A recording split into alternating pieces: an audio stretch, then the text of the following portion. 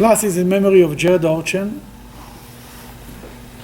Today, we're going to speak about the holiday season. During the holiday season, people like to give gifts. That's a custom. People give gifts. One of the biggest problems of the gift is that you don't know what to buy them to these people. Buy him a gift. He has everything. Everything you can dream, he already has. Then you're going around from a store to a store and you're dreaming and you're thinking maybe he needs that. No, he doesn't need it. He will like it. He doesn't like it. If he will like it, he will like it. You don't know what to do with yourself.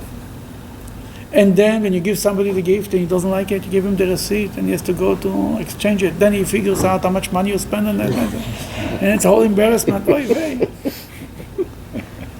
Then what they came up with a new idea, last 30 years, 20 years.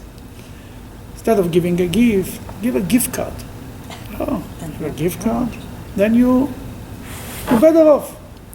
Don't have to figure out what's the gift. Let him buy his own gift. Somebody wrote once a book about the gift card industry. What he discovered? Half of them aren't redeemed. Yeah. Billions of dollars are not redeemed. Who is making the money? The companies, the stores, not the individuals.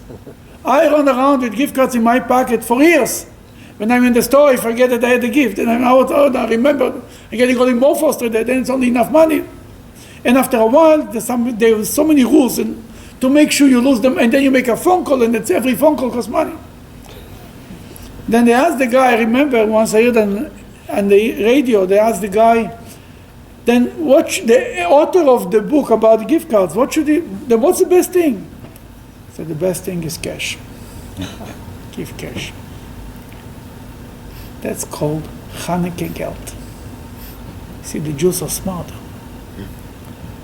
The Jewish tradition is to give money. We don't give cards, we don't give presents, we give Gelt. And Chanukah Gelt is not chocolate, that's money, cash. Real, hard cash. That's what my parents told me. You just got the chocolate. Now, why we give cash on Chanukah? One of the meanings of the word Chanukah, why is the name Chanukah is Chanukah? First of all, there's the name of the holiday, Chanukah. They rested on the Chafei. Chafei is the 25th of the month. The Jewish people stopped the war on the 25th of the month. That's why Chanukah starts on the 25th of the month of Kislev.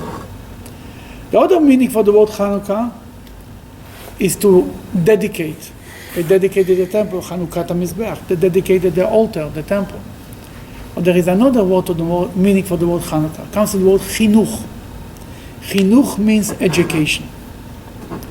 On Chanukah, we are concentrating on educating our children. That one of the ways to educate our children is by giving them money, Chanukah Gelt, and teaching them the concept of giving charity, of tzedakah.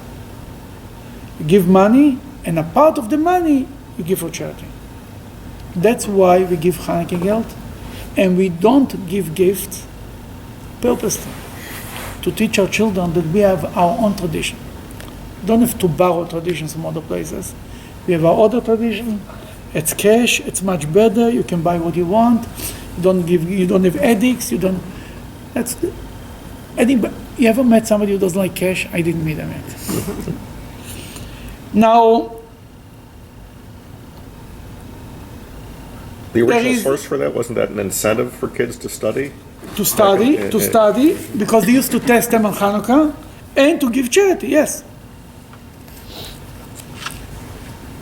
You're right, Maimonides writes that the way to encourage a child to do the right thing is Bribery. Some people call it bribery, other people call it positive reinforcement. Incentive. Bribery, in a good way, is nothing wrong. None of us as adults, we don't do things that we don't like. We do it because we gain something for it. We enjoy it, it makes us feel good. We do things only what we want. 90%, the bottom line is people end up to do what they want. Not because anybody forced them, not because they feel guilt, they do what they want. Then they say, you want a child, my money decides, What you first you give him candies. Then when he gets a little older, you give him a few dollars. Then when he gets older, you promise him a car. When he gets older, you're giving him a house. Then you tell him one day you're teaching him he has to serve God because it's the right thing to do, because to love God. There is also other mitzvahs that has to do with our Parshas in this week that we learn that has to do with money. What other mitzvahs they do with money? Tithing. Tithing is not only money, from everything, from fruit, from vegetable, from everything. What else is connected? Is specifically a mitzvah that has to do with money. Redeeming the firstborn? Redeeming the firstborn son. We redeem the firstborn son by what? We give, what's the firstborn son? The firstborn son, the original plan was, when God wrote the Torah, gave the Torah to the Jewish people, then every firstborn should serve in the temple.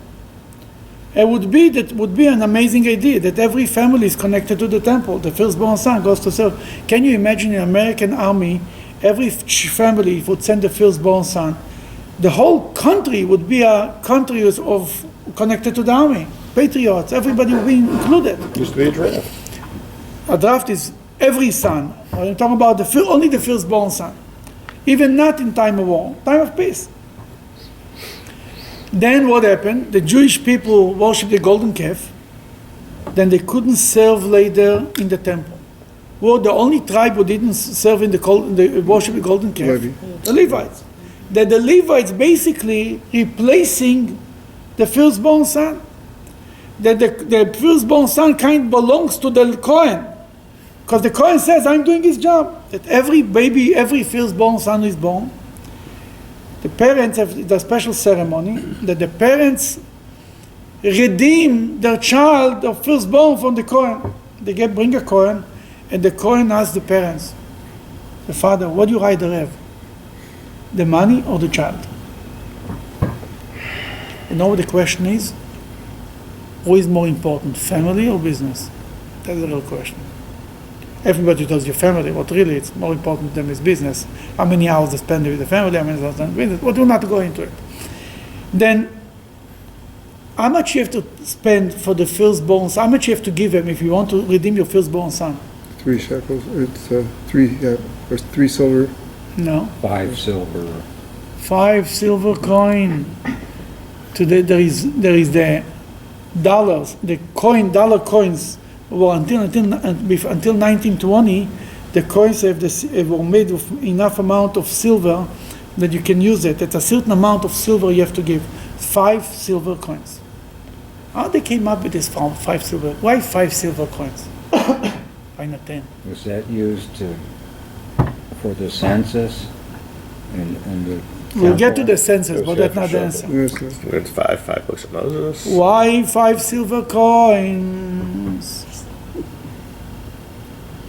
Half of 10. Why 5 silver coins? Is it You know it. Is it connected to Yosef's sale? Yeah. It was not 20 then? The 20 coins that they sold them is 5 silver coins. Okay. No, they sold them for 10. Whatever. What They they sold them sold? for 20. No, it's 12. 20, but that was 5. The amount of money is 5 silver coins. That Rashi brings from the Talmud. The reason why we redeem the firstborn son for 5 silver coins, because the firstborn son of Rachel, Joseph was the firstborn son of Rachel.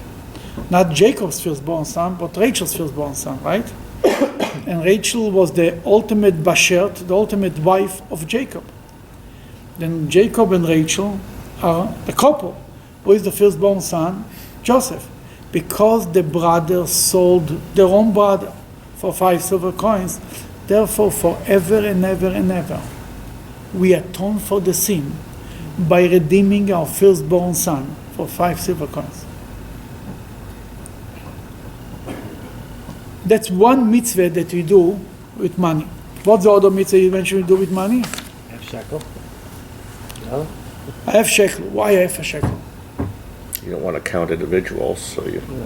Why I have a Half a shekel? person. Or half a. For it. That's the spiritual meaning. Let's go to the more basic idea.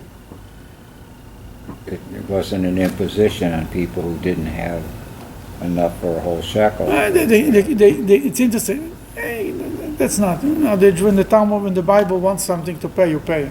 I mean, and it wasn't a matter of a little loss, but not always people were poor. People had more money. Why the Torah chose a half a shekel?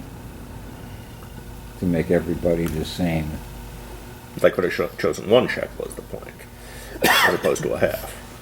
Because we're half person, not our soulmate. But Well, that's a spiritual way of saying yeah. that. Physically, a physical. Why we have a half a shekel? What's the half a shekel mitzvah? Every year in the time of the Bible, every Jew is to give a half a shekel. With this money, what they did with this money? Sacrifices. They sponsored the sacrifices in the temple. It was a fundraiser. Every Jew gave a half a shekel. You see, if every Jew would pay half a shekel, we wouldn't have to make big fundraisers. It would be enough. The problem is only a few Jews give them. But why the Torah chose Machzis a shekel? It comes the Jerusalem Talmud, the same explanation that they said about the firstborn, redeeming the firstborn.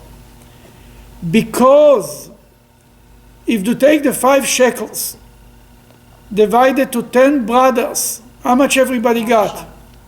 A half a shekel. Because they got a half a shekel, therefore forever the Jewish people are giving a half a shekel to atone for the selling of Joseph. Again, more. So the silver coin was a shekel? The No, silver- no. The 5 payment silver was coins. 5 silver coins. So you're saying I that have, 5? well, there, yeah, 5 shekels, 5 shekels, yeah. Okay, so the 5 shekels, yes. Then why is we mention this? Because why there is what mitzvahs with money connected? Because we sin selling our own brother with money. This is something that we have to atone. There is so many atonements. We're not going to all of them.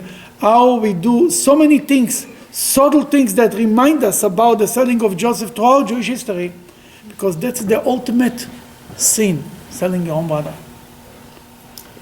Well, why Chanukah is such a popular holiday? Everybody loves Chanukah. Because there is Chanukah Gelt. You give cash, my friend. You give cash, I'm ready to talk to you. That's what it's all about.